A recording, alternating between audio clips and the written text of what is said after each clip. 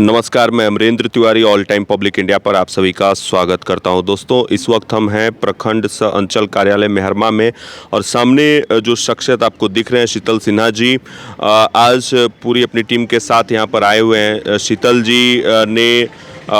जी के बारे में आपको बता दें कि जदयू के युवा प्रदेश उपाध्यक्ष हैं और जदयू के तरफ से जो है अपनी पॉलिटिक्स भी कर रहे हैं। तो शीतल जी, अभी जो आप लोग यहाँ पर आए हैं आवेदन लेकर, क्या मामला है और ये आवेदन जो है आप क्यों लेकर आए हैं यहाँ पर? आवेदन ये है कि चूँकि झारखंड में एक अबुआ आवास के विषय में हुआ है और सर्वेक्षण हुआ है, लोगों ने आवेदन किया है, किंतु उसकी सूची हर एक पंचायत भवन में भी लगनी चाहिए और प्रखंड मुख्यालय में भी लगनी चाहिए।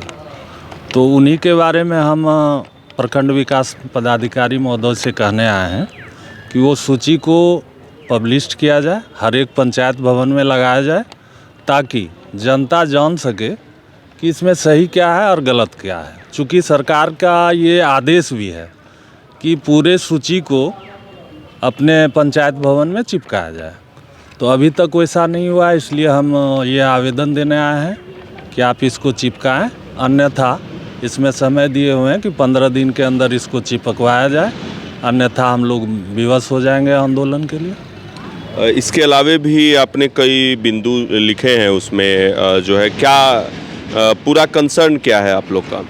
जैसे पूर्व में चल रहे थे प्रधानमंत्री आवास जी, तो वो प्रधानमंत्री आवास में कितना आवास पूर्ण हुआ है और कितना बाकी है, इसके विषय में भी हमें जानकारी चाहिए, पूरी जनता को जानकारी चाहिए।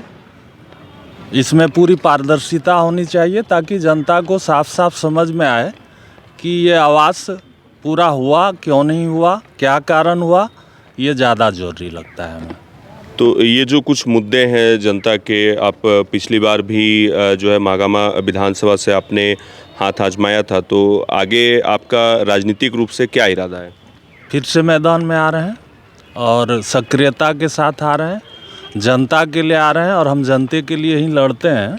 और सबसे तकलीफ़ की बात यह है कि जो गरीबी रेखा से नीचे की योजना है उसमें आज तक भ्रष्टाचार समाप्त नहीं हुआ और वही भ्रष्टाचार को समाप्त करना ही हमारा लक्ष्य है और यही मुख्य मुद्दा होगा। इसके साथ साथ हमारा मुद्दा होगा कि शिक्षा में सुधार हो, किसानों के सिंचाई की व्यवस्था हो, अन्य और सारे बहुत मुद्दा हैं। जैसे जैसे हम क्षेत्र में जनता के बीच आते जाएंगे, आपके पास भी मैसेज पहुंचना शुरू हो जाएगा कि हम किन किन मुद्दों पे जनता के बीच आ रहे हैं।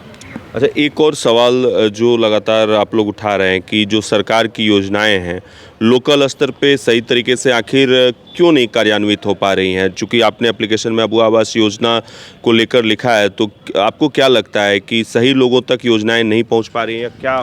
बिल्कुल नहीं पहुंच पा रही है। चूँकि आप लोग मीडिया के लोग हैं, आप अगर चाहें तो मेरे बात पे केवल भरोसा ना करें, आप चाहें तो ग्रामीण स्तर में जाएं और चाहे वो प्रधानमंत्री आवास हो चाहे अबुआ आवास हो, आप ग्रामीण स्तर पर घूमें तो जिनका घर झोपड़ी का था आज भी झोपड़ी का है, तो इसका मतलब है कि भ्रष्टाचार हुआ है। क्योंकि सबसे पहली सरकार की प्राथमिकता होनी चाहिए कि जो झोपड़ी है उसको पहले पक्का का आवास मिलना चाहिए।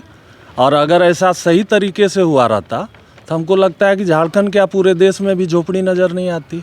तो अगर झोपड़ी नज़र आ रहा है तो इसका मतलब है कि हम सच बोल रहे हैं और प्रधानमंत्री आवास हो या गरीबी रेखा के जितने भी काम हैं उसमें अभी भी भ्रष्टाचार व्याप्त है। तो उसी भ्रष्टाचार को समाप्त करना हमारा लक्ष्य है और हम फिर से मैदान में इसी के लिए आ रहे हैं, जनता के लिए आ रहे हैं, जनता के बीच आ रहे हैं। चलिए, कुछ लोग और हैं आप जी। प्रधानमंत्री आवास का पूरा ना होना यह खुद दर्शाता है कि भ्रष्टाचार व्याप्त है। इसकी वजह यह है कि मोटी राशि जो है बिचौलियों को दी गई, इस वजह से जो है आज भी प्रधानमंत्री आवास पूरी नहीं हो पाई है। जब आप उनके बीच जाएंगे तो वो यही बताएंगे कि हमें उतना पैसा ही नहीं मिला, हमारा पैसा तो बिचौलिया खा गया, इस वजह से जो है प्रधानमंत्री आवास पूरी नहीं हो पाई है। चलिए, बहुत बहुत शुक्रिया शीतल जी बातचीत करने के लिए। आपका भी बहुत बहुत धन्यवाद।